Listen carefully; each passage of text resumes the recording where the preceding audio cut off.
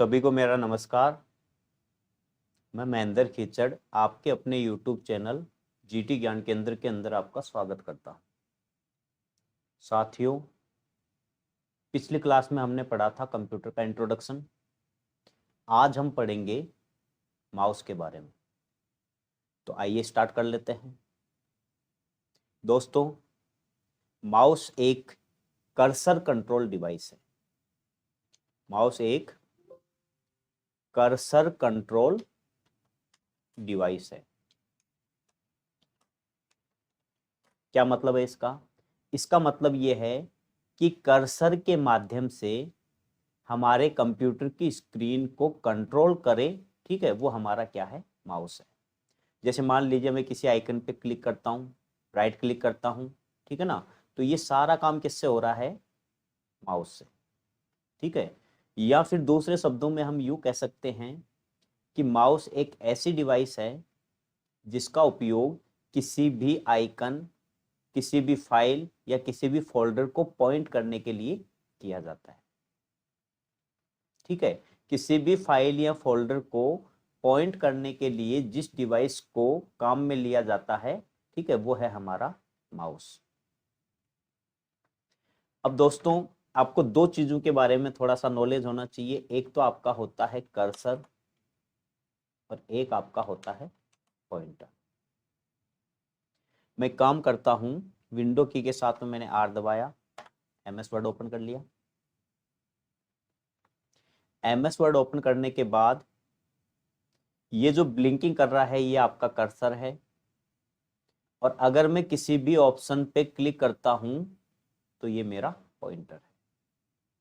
ठीक है, हमारा दिल भी ऐसे ही धड़कता है, तो उसकी तरह जो ये ब्लिंकिंग कर रहा है, ठीक है, वो आपका क्या है? कर्सर। और अगर मैं किसी भी ऑप्शन पे क्लिक करता हूं, यानी एरो के समान जो आपको एरो दिख रहा है, ठीक है, ये आपका क्या है? पॉइंटर है। तो समझ में आ गया होगा कर्सर किसे बोलेंगे और पॉइंटर किसे बोलेंगे।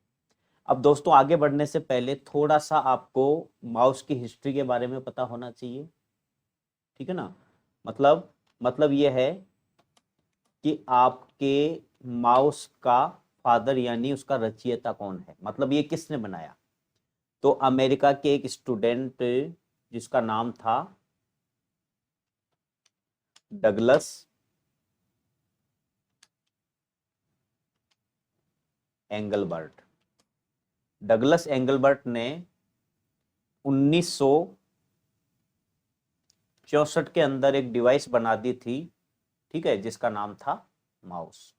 तो ये थोड़ा सा नॉलेज आपको होना चाहिए कि माउस का फादर कौन है? Douglas Engelbart. कहाँ का निवासी है? अमेरिका का। और कब इसने बनाया? 1964 के अंदर इसने माउस का निर्माण कर दिया। ठीक है, इसके बाद में आपने देखा होगा कि माउस के अंदर नॉर्मली कितने बटन होते हैं? 3 बटन। एक आपका होता है लेफ्ट, एक होता है राइट और एक होता है स्क्रॉल बटन। अब बात आती है माउस के लेफ्ट बटन का काम क्या है। माउस के लेफ्ट बटन का काम है, ये जो आइकन आपको दिखाई दे रहे हैं, किसी भी आइकन, फाइल या फोल्डर को केवल सेलेक्ट करना। ये सिलेक्ट हो गया। राइट बटन के काम क्या है? राइट बटन के काम किसी भी फाइल को ओपन करना, एडिट करना। एडिट का मतलब ये है कि मान लीजिए किसी फाइल के अंदर कोई मैटर लिखा हुआ है, मान लो एक एप्लीकेशन ही लिख रखी है मैंने, है ना। अब उस एप्लीकेशन में कुछ मैटर को मैं मिटाना चाहता हूं और कुछ मैटर में नया लिखना चाहता हूं, तो ये काम किससे हो जाता है? एडिट ऑप्शन से। इसके बाद में मुझे नई फाइल बनानी है तो न्यू ऑप्शन के माध्यम से बना सकते हैं। अगर मुझे प्रिंट निकालना है, मान लीजिए मैंने एक लेटर टाइप कर रखा है, उस लेटर का मुझे क्या निकालना है? प्रिंट निकालना है, तो मुझे प्रिंट ऑप्शन की आवश्यकता पड़ेगी। लेकिन याद रहे, अगर आप प्रिंट निकालना चाहते हैं तो आपके कंप्यूटर या आपके सिस्टम से प्रिंटर जो है वो अटैच होना चाहिए, मतलब जुड़ा हुआ होना चाहिए, तभी प्रिंट निकलेगा, अदरवाइज प्रिंट नहीं निकलेगा। इसके बाद नेक्स्ट आता है आपका कट कॉपी। कट कॉपी हम एमएस वर्ड में अच्छी तरीके से पढ़ेंगे। अब आप आ जाओ शॉर्टकट। नाम से बिल्कुल स्पष्ट है, शॉर्टकट। शॉर्टकट का मतलब है कि कम समय के अंदर ज्यादा काम हो जाए, ठीक है ना, जल्दी हो जाए काम, वो आपका क्या है, शॉर्टकट। अब शॉर्टकट जो है, हर इंसान चाहता है कि मेरा काम शॉर्टकट हो, मेरा काम शॉर्टकट हो। मान लीजिए मुझे एक शादी में जाना है, मैं एक ऐसी लोकेशन पे खड़ा हूं जहां से उस शादी के लिए 3 रास्ते जाते हैं। मैंने एक भाई साहब से पूछा, भाई साहब मुझे एक शादी में जाना है, ठीक है, कौन सा रास्ते से हम जाएं? बोले अगर आपको शादी में जाना है तो एक काम कीजिए, आप इस वाले रास्ते से चले जाइए। मैंने क्वेश्चन किया, भाई साहब मुझे ऐसा रास्ता बताओ जो बिल्कुल शॉर्ट हो, यानी शॉर्टकट रास्ता बताओ मुझे। बोले अगर आपको शॉर्टकट रास्ते से जाना है तो एक काम करो, इस रास्ते से नहीं, आप इस वाले रास्ते से चले जाओ। अब मैं उस रास्ते से अगर जाऊंगा तो मैं कम समय के अंदर उस लोकेशन पे पहुंच जाऊंगा, और मेरी बाइक का जो पेट्रोल है जितना जलना चाहिए था उससे कम जलेगा। कारण ये है कि मैंने तरीका कौन सा अपनाया है, शॉर्टकट वाला, ठीक है। तो इसलिए किसी भी इंसान के पास में, ठीक है ना, समय नहीं है, और समय नहीं होने की वजह से वो चाहता है कि मेरा काम क्या हो जाए, शॉर्टकट हो जाए। अगर आप फ्लाइट वाले को पूछोगे तो वो कहेगा मेरे पास में समय नहीं है। अगर आप बस वाले को पूछोगे तो बोलेगा मेरे पास में बिल्कुल भी समय नहीं है। बेचारा जो पैदल चल रहा है ना, उसको भी अगर आप पूछोगे तो वो बोलेगा मेरे पास में समय नहीं है, ठीक है।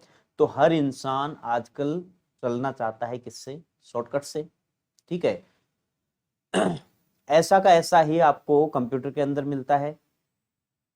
कंप्यूटर में अगर आपको शॉर्टकट बनाना है तो क्या करना होगा, अभी मेरी स्क्रीन के ऊपर, ठीक है, शॉर्टकट मैंने नहीं बना रखा है। अब मैं ये चाहता हूं कि मैं जब भी ऑफिस में बैठ के कोई काम करता हूं तो एक ऐसी इमेज, एक कीबोर्ड की इमेज जिसकी मुझे बार बार आवश्यकता पड़ती है, ठीक है। अब मैं क्या करूंगा कि उस कीबोर्ड की इमेज को ओपन करने के लिए मुझे 8-10 स्टेप को फॉलो करना पड़ता है। क्यों? क्योंकि कंप्यूटर में बहुत अंदर वो फाइल है, समझ रहे हो। तो मुझे क्या करना पड़ेगा कि मुझे उन स्टेप को फॉलो करके उसके बाद में जो कीबोर्ड की इमेज है उसको ओपन करना पड़ेगा। मैं ये चाहता हूं कि उसका मैं यहां शॉर्टकट बना लूं और यहां डबल क्लिक करके तुरंत उसको ओपन कर लूं, मतलब चुटकियों में मेरा काम हो जाए, ठीक है। तो उसके लिए आपको क्या करना पड़ेगा, शॉर्टकट बनाना पड़ेगा। लेकिन शॉर्टकट बनाने से पहले, अभी मेरा कोई शॉर्टकट नहीं बना हुआ है, मैं आपको ये दिखाना चाहता हूं कि मैं कितनी स्टेप को फॉलो करके मैं माउस की इमेज को ओपन करता हूं। समझ गए? तो ध्यान से देखना इसको।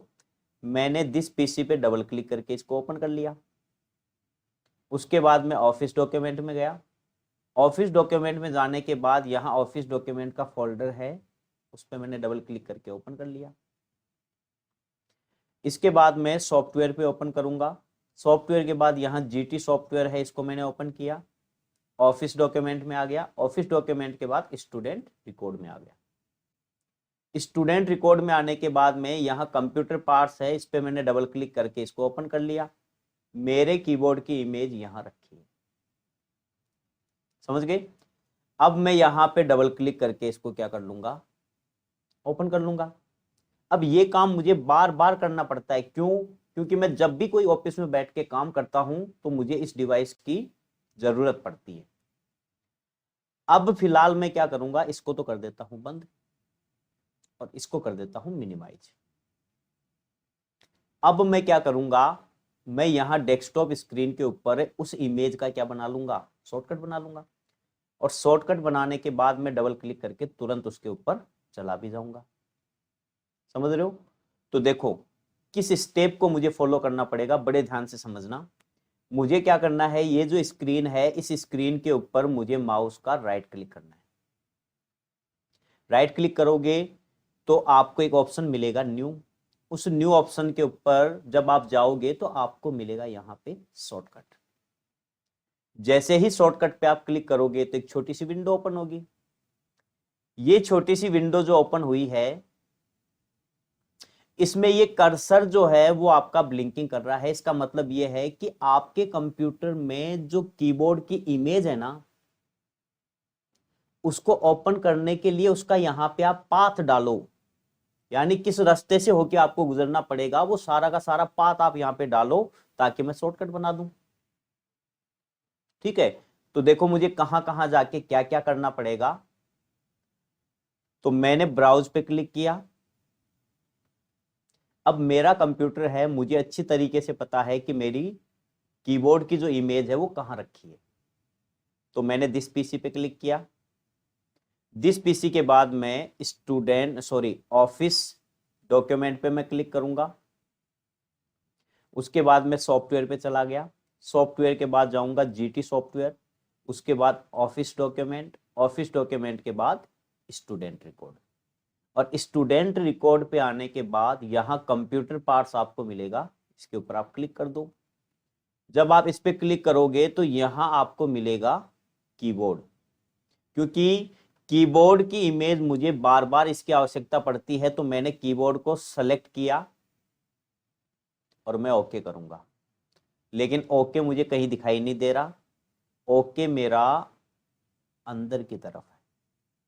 ठीक है, तो क्या किया जाए, ये जो आपको पट्टी दिखाई दे रही है ऊपरी ऊपर वाली, ठीक है, अगले वीडियो के अंदर हम पढ़ेंगे, इसको बोलते हैं टाइटल बार। अगर मुझे इस छोटी सी विंडो को अगर इधर लेके आना है तो मैं टाइटल बार पे मेरे पॉइंटर को लेके जाऊंगा, माउस के लेफ्ट बटन को दबा के रखूंगा और मैं इस विंडो को थोड़ा सा इधर ले आऊंगा। इसके बाद मैं ओके करूंगा।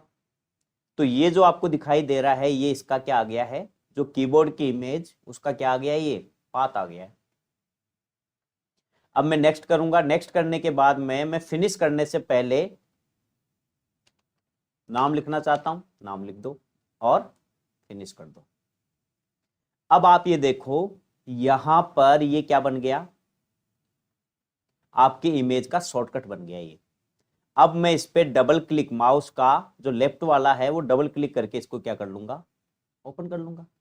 अब मुझे ये बताओ कि मुझे कीबोर्ड की इमेज को ओपन करने के लिए 8-10 स्टेप को फॉलो करना पड़ेगा क्या? ठीक है ना, क्यों? क्योंकि मैंने क्या किया है, मैंने इस कीबोर्ड की इमेज का शॉर्टकट बना लिया। अब मुझे 8-10 स्टेप को फॉलो नहीं करना पड़ेगा। तो इस तरीके से आप अगर कंप्यूटर में काम करते हैं और आपको एक ऐसी इमेज, ऐसी फाइल या ऐसे फोल्डर की आपको आवश्यकता है कि मैं जब भी कोई काम करता हूं तो मुझे बार बार इसको ओपन करना पड़ता है, और वो कंप्यूटर में बहुत आंतरिक यानी बहुत अंदर वो रखा हुआ है। ठीक है, तो 8-10 स्टेप को मुझे फॉलो ना करना पड़े उसके लिए आपको क्या बनाना पड़ेगा, शॉर्टकट बनाना पड़ेगा। ठीक है, तो इस तरीके से ये शॉर्टकट बना के हम जो हमारा समय जो वेस्ट होता है उस समय के वेस्ट को हम रोक सकते हैं, किसके माध्यम से, कीबोर्ड के शॉर्टकट के माध्यम से। ठीक है, तो समझ में आ गया होगा ये। इसके बाद में आ जाओ, मैंने राइट क्लिक किया, इसके बाद आता है आपका डिलीट। डिलीट वैसे आप सब जानते हो, किसी भी फाइल या फोल्डर या किसी भी आइकन को डिलीट करने के लिए डिलीट ऑप्शन काम आता है। अब डिलीट करने के लिए हमारे पास में दो तरीके हैं। पहला तरीका यह है कि जैसे मान लीजिए यहां लिखा है इंट्रो ऑफ माउस, लिखा है, ये मेरे काम का था लेकिन आज की डेट में इसका कोई काम नहीं है। समझ रहे हो? तो मैं क्या करूंगा, इसको डिलीट करूंगा। तो मैंने इसको माउस के लेफ्ट बटन से सेलेक्ट किया, राइट क्लिक किया और यहां से मैंने डिलीट और यस कर दिया। ये मेरा क्या हो गया, डिलीट हो गया। इसी तरीके से ये जो माही नाम का फोल्डर है ये आज की डेट में मेरे किसी काम का नहीं है। ठीक है ना, हो सकता है 2 दिन पहले ये काम का था तभी मैंने बनाया, लेकिन आज की डेट में इस माही नाम के फोल्डर का कोई काम नहीं है। तो मैं क्या करूंगा, माउस के लेफ्ट बटन से इसको सेलेक्ट करूंगा और उसके बाद में कीबोर्ड के अंदर आपको मिलेगी यहां पे डिलीट की। ये डिलीट की दबाऊंगा तो मेरा फोल्डर क्या हो जाएगा, डिलीट हो जाएगा। मैंने सेलेक्ट किया, कीबोर्ड से मैंने डिलीट दबाया और एंटर की मैंने प्रेस किया तो मेरा फोल्डर भी क्या हो गया, डिलीट हो गया। तो किसी भी फाइल या फोल्डर को डिलीट करने के लिए, ठीक है, जिस ऑप्शन को काम में लिया जाता है वो है आपका डिलीट ऑप्शन। मोबाइल के अंदर भी आप करते होंगे, ठीक है ना, तो सेम वही चीज है। तो किसी भी फाइल या फोल्डर को अगर आपको डिलीट करना है तो कौन सा ऑप्शन काम में लोगे, डिलीट ऑप्शन। इसके बाद आ जाओ रीनेम। रीनेम दोस्तों अच्छी तरीके से समझना, क्योंकि एग्जाम के अंदर इसमें से क्वेश्चन पूछा हुआ है, पूछता भी है। तो रीनेम का मतलब यह है कि अगर आप किसी भी फाइल या फोल्डर का नाम चेंज करना चाहते हैं तो उसके लिए आपको रीनेम ऑप्शन को काम में लेना पड़ेगा। अब जैसे मान लीजिए ये महेंद्र जीटी नाम से एक फाइल दिखाई दे रही है आपको, मैं ये चाहता हूं कि इसका नाम लिखा जाए केवल जीटी, समझ गए? तो मैं राइट क्लिक करूंगा, रीनेम पे क्लिक करूंगा और रीनेम पे क्लिक करने के बाद ये मेरा जो नाम है वो हाईलाइट हो गया। नाम हाईलाइट होने के बाद मैं कीबोर्ड से क्या टाइप करूंगा, मैं कीबोर्ड से यहां टाइप करूंगा कि महेंद्र हट जाए, केवल क्या आ जाए, जीटी। मैंने एंटर की प्रेस की, फाइल का नाम चेंज हो गया। ठीक है, एग्जाम के अंदर क्वेश्चन पूछता है कि अगर मुझे किसी भी फाइल या फोल्डर का नाम चेंज करना है, माउस से नहीं कीबोर्ड से, ठीक है, तो कीबोर्ड से अगर आप फाइल का नाम चेंज करोगे तो उसके लिए आपको की काम में लेनी पड़ेगी जिसका नाम है F2। अब जैसे मैंने ये जीटी नाम चेंज कर दिया, अब मैं चाहता हूं कि यहां पे जीटी कुचामन नाम आ जाए फाइल का, तो मैंने सेलेक्ट किया और मान लीजिए कि मेरा जो माउस है, ठीक है ना, वो काम नहीं कर रहा मान लो, तो अब मैं क्या करूंगा, मेरे कीबोर्ड के अंदर F2 मिलेगा आपको। अब यहां बच्चे ध्यान दें, बच्चे क्या करते हैं, एफ यहां से दबाते हैं, टू यहां से, एफ यहां से दबाएंगे और टू यहां से, तो आपकी फाइल और फोल्डर का जो नाम है वो चेंज नहीं होगा। तो इसके लिए आपको क्या करना है, इसके लिए आपको देखो कीबोर्ड के अंदर आपको दिखाई दे रहा होगा F2 की दिखाई दे रही है, ठीक है, ये F2 की आपको दबानी है, तब जाके आप किसी भी फाइल या फोल्डर का नाम चेंज कर सकते हो। ठीक है, तो जैसे ये जो GT लिखा हुआ है मैंने इसको सेलेक्ट किया, अब कीबोर्ड से मैं दबाऊंगा F2, ठीक है, और अब मैं यहां लिखूंगा GT कुचामन और मैंने एंटर कर दिया। ठीक है, फाइल का नाम क्या हो गया, चेंज हो गया। तो किसी भी फाइल या फोल्डर का नाम चेंज करना है तो उसके लिए आपको रीनेम ऑप्शन को यूज में लोगे या फिर कीबोर्ड में से क्या दबाओगे, F2। ठीक है, एग्जाम के अंदर ये F2 के बारे में पूछा हुआ है कि किसी भी फाइल या फोल्डर का अगर आप नाम चेंज करना चाहते हैं तो निम्नलिखित में से कौन सी की काम में लोगे, तो वो है आपकी F2। अब आपको कंफ्यूज करने के लिए वो ये भी कर सकता है कि F दे दिया, बीच में स्पेस दे दिया और यहां पे 2 दे दिया, तो आपकी फाइल का नाम कभी भी चेंज नहीं होगा। क्यों? क्योंकि वैसे वो काम ही नहीं करेगा। तो इस तरीके से अगर आपको फाइल या फोल्डर का नाम चेंज करना है तो कौन सी की दबाओगे, F2। इसके बाद में आ जाओ, राइट क्लिक करो, इसके बाद आता है आपका प्रॉपर्टीज। थोड़ा सा इसको समझना पड़ेगा। प्रॉपर्टीज का मतलब यह है कि ये फाइल कितनी तारीख को कितनी बजे बनाई गई, इस फाइल ने मेमोरी में से कितनी जगह कवर की, और इस फाइल की लोकेशन क्या है। समझ में आ रहा है? इन सब का पता अगर हमें लगाना है तो माउस का राइट क्लिक करो, प्रॉपर्टीज पे आ जाओ, एक छोटी सी विंडो ओपन होगी जिसमें आपको यह पता चलेगा C:users GT/डेस्कटॉप। मैं आपको ऑपरेटिंग सिस्टम नाम का एक टॉपिक होगा जिसके अंदर फाइल पाथ का एक पूरा टॉपिक आपको पढ़ाऊंगा। ठीक है, फिलहाल आप ये ध्यान रखो, यहां लिखा हुआ है लोकेशन। लोकेशन का मतलब ये है कि आपकी जो फाइल है फिलहाल कहां है, डेस्कटॉप। आपकी फाइल की साइज क्या है, 14.6 6 KB। अगर आप हार्ड डिस्क में इसको डाल देते हैं तो ये कितनी बन जाती है, 16 KB। इसके बाद में यहां एक ऑप्शन मिलेगा आपको क्रिएटेड, यानी ट्यूसडे 30 नवंबर 2021 को 4:44 पे ये फाइल बनाई गई। समझ गए? तो इस तरीके से हम किसी भी फाइल की अगर सारी इंफॉर्मेशन हमें चेक करना है, ठीक है, तो कौन से ऑप्शन के माध्यम से कर सकते हैं, वो है आपका प्रॉपर्टीज। ठीक है, अगर मैं आपको यहां पे क्वेश्चन पूछूं कि अगर मुझे किसी भी फाइल या फोल्डर की प्रॉपर्टी चेक करनी है, ठीक है, तो माउस का कौन सा क्लिक करोगे, ठीक है ना, जवाब आना चाहिए राइट क्लिक, क्योंकि लेफ्ट क्लिक से काम क्या होगा, केवल आइकन आपके सेलेक्ट होंगे। लेकिन अगर आपको प्रॉपर्टीज में जाना है तो आपको माउस का कौन सा क्लिक करना पड़ेगा, राइट वाला क्लिक, और राइट वाला क्लिक करके प्रॉपर्टीज में जाके हम सारी जानकारी प्राप्त कर सकते हैं। समझ गए? तो इस तरीके से आपको लेफ्ट और राइट बटन के बारे में पता चला। अब बात आती है स्क्रॉल बटन। दोस्तों स्क्रॉल बटन का काम होता है, मैं MS वर्ड ओपन कर लेता हूं और यहां कुछ पैराग्राफ लिखता हूं ताकि वो,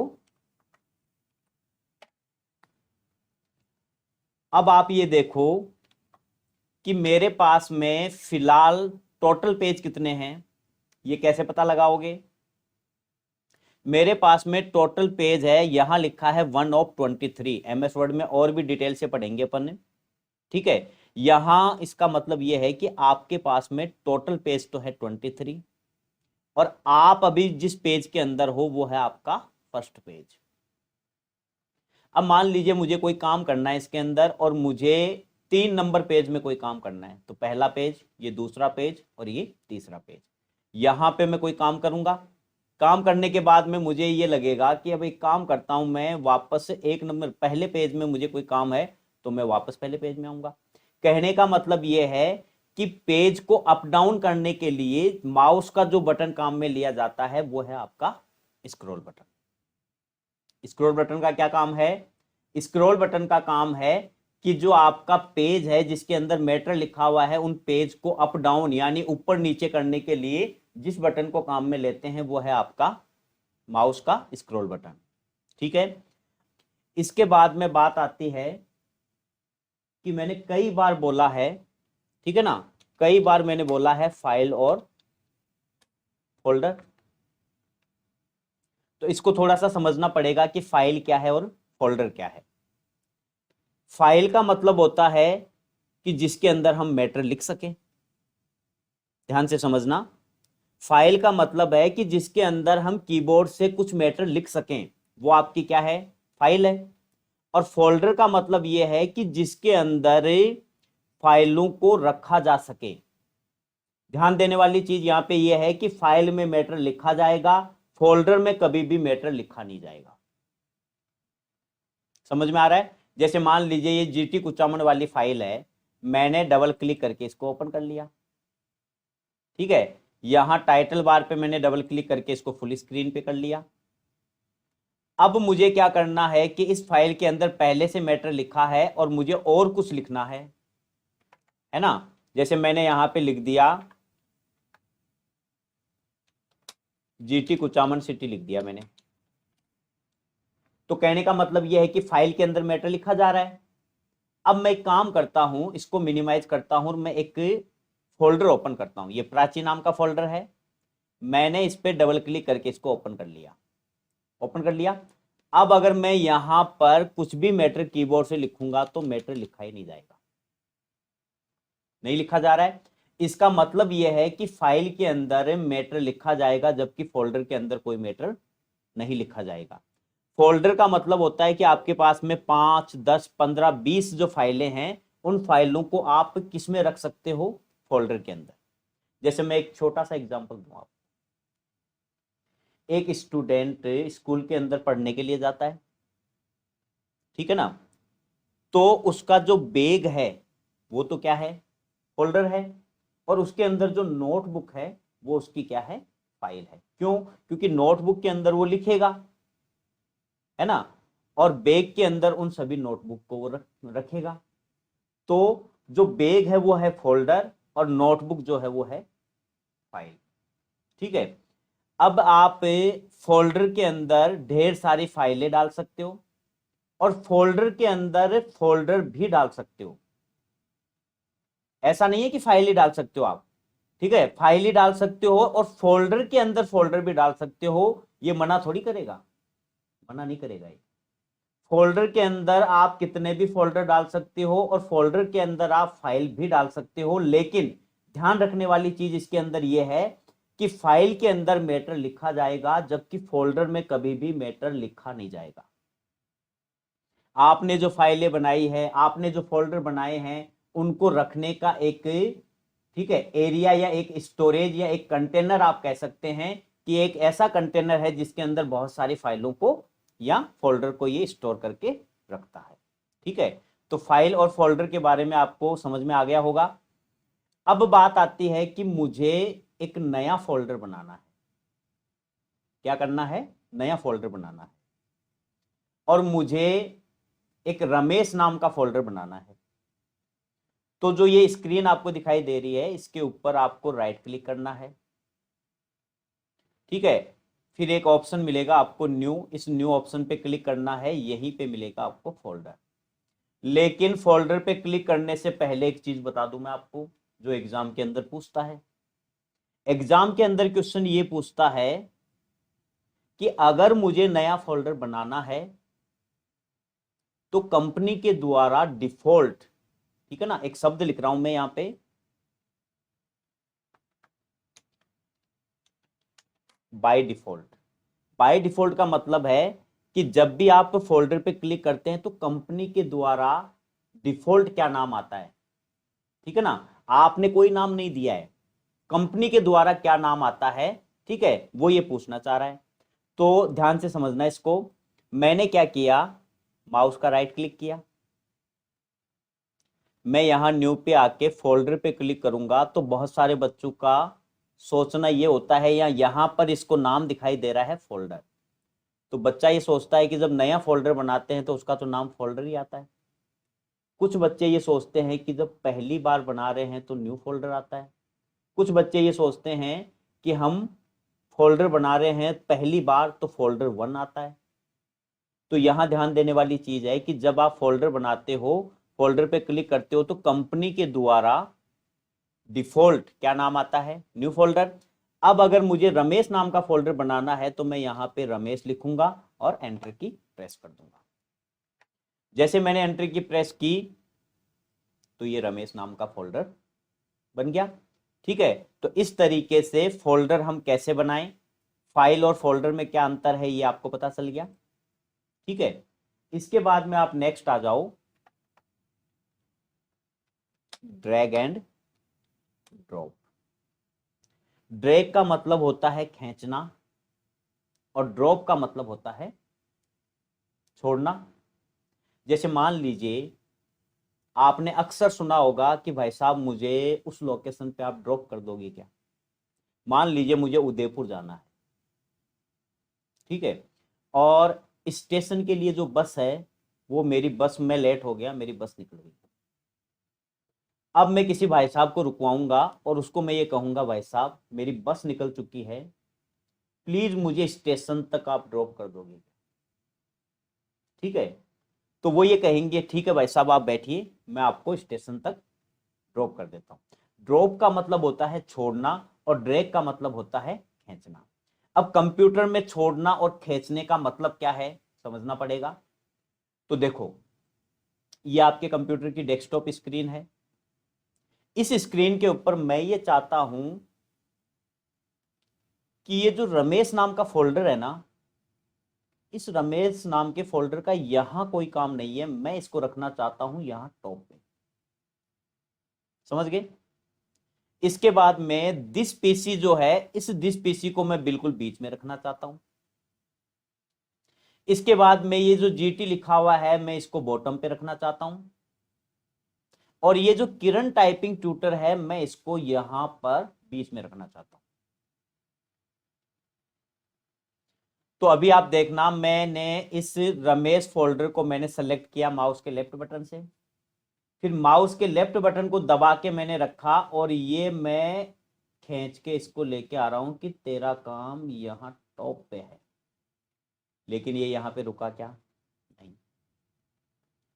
इसी तरीके से मैं किरण टाइपिंग ट्यूटर को सेलेक्ट करके मैं इसको बिल्कुल बीच में यहां रखना चाहता हूं। आ रहा है क्या, नहीं आ रहा।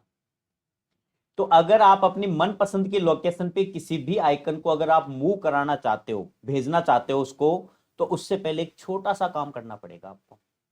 और वो छोटा सा काम क्या है, इस स्क्रीन के ऊपर आप राइट क्लिक करो। राइट क्लिक करने के बाद में आपको ऊपर ही ऊपर मिलेगा व्यू ऑप्शन, और व्यू ऑप्शन के अंदर आपको मिलेगा यहां पर ऑटो अरेंज आइकन। यहां चेक मार्क लगा हुआ है, इसलिए आपका आइकन अपनी मनपसंद की लोकेशन पे जाने के लिए मना कर रहा है। आप यहां क्या करो, यहां से चेक मार्क हटा दो, और हटाने के बाद में राइट क्लिक करके तुरंत वापस चेक भी कर लो कि हटा कि नहीं हटा। हट गया।